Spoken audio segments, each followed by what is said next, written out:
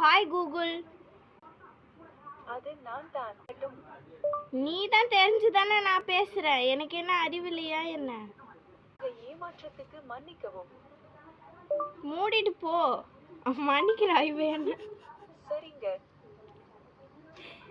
என்ன இவ்வளவுதான் உனக்கு ரியாக்ஷனே வருமா?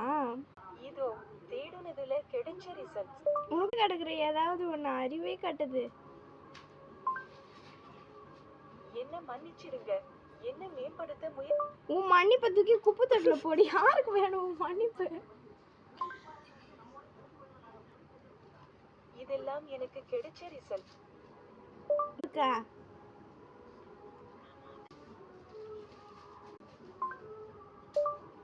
ஆமா, புயல் எப்படி இருக்கு? என்கிட்ட அந்த சவுண்ட் இல்ல. எப்படி இருக்கு?